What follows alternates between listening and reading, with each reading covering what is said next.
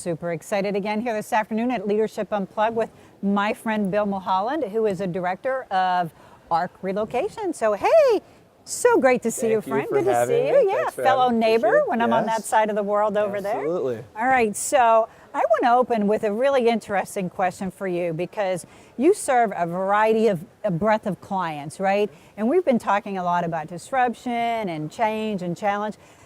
What do you do when you have inequity between the pace of which your clients are willing to go and where you believe the industry needs to go? How do you balance that? Yeah, well, I think a good example for us might be the U.S. government because... No, Bill, no. And as we all know, they're so forward-thinking, they're so progressive, they're always on the ball. Twitter? There are tweeters? Same thing, yeah. So, I think the thing about the government that might make them unique is they're held to such standards when it comes to changing their policy. And so adapting. I think a good example maybe is the new tax law that came out this year.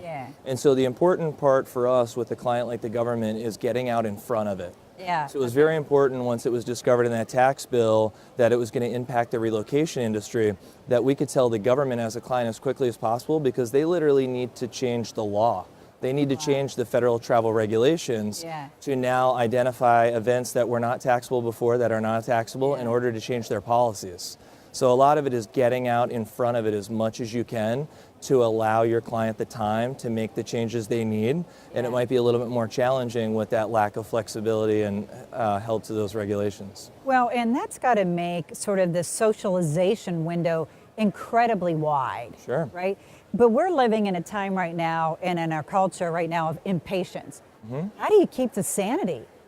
Well, again, a lot of it, what I always say is the two commodities that we really sell is our customer service and our experience. So a lot of it is setting expectations. When you're talking about international law and immigrations and things like that, it's going to have to run its course and you have to go through those hoops. It's just not this instantaneous thing. So a lot of it is setting that expectation so that in this world of instant gratification, the client knows that that may not be possible in certain situations. You must find it really interesting to sort of operate either in a schizophrenia environment or bipolar because you also have a variety of customers that are really on the leading edge of this disruption. Absolutely. And so what do you see from them?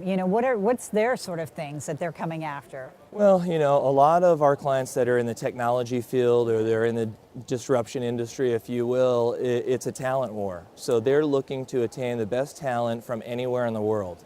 And so they're looking for us to say, how can we get this person to where we need them and get past all of those hoops to get them here as quickly as possible. Whereas, the government, it might be more relocating people to cut down on fraud or things of that nature. FBI, they can only be in a certain area so long. They don't want them to have a conflict of interest, so they're moving them every 3 years. So it's just a different world. When it's in disruption, it's a talent war, and they're going out to get the best people.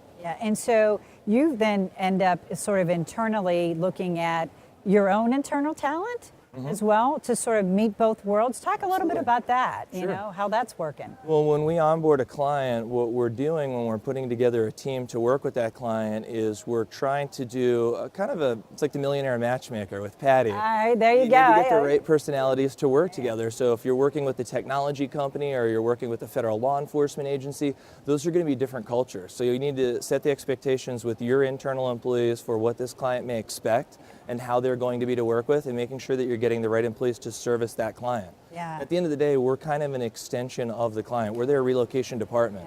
So we need to adapt to their culture. Of what they want and what they're doing. So I want you to peek around the corner for me and talk a little bit about, do you see a role of voice assisted? You and I have talked a lot about Alexa, Control 4, we've talked a bit about that. So do you see a place of that in the mobility space where you literally, sort of everything is voice activated? Absolutely. All right, tell me more. So, I think it's all about efficiencies. And, when people get used to their 2 computer screens, they love it. When they get used to their headset, they love it because they can type. And now with voice activated, I'm constantly asking my phone what the weather is or Alexa to order me something on Amazon. So if we don't have to type on a keyboard and we're able to just ask questions or give commands for our work to be done, absolutely I see that as a role in the industry. And I think it's going to be a next logical progression. with this. Yeah, I think it's totally fascinating. Do you know one of the unintended consequences, because you and I both love Alexa, of Alexa was that kids were developing rude. They were being rude. Did you hear about that? They weren't learning how to say please. Please and thank you. Yeah, just demanding. Absolutely, yeah, I was like, there's all right. always a downside. There's always a downside with this, but yeah, I find that quite funny. Maybe Alexa will get to the place where they recognize the age of the voice by how it comes across from tonality, absolutely, and they go, "Did you forget, please?" Yeah, absolutely. Yeah, We're going to thank you. need that. Yeah, in this world of instant gratification. Well, speaking of thank you, my friend. I absolutely. appreciate My the pleasure. conversation. Yeah, thank you for Bill. including me. Pleasure to be here.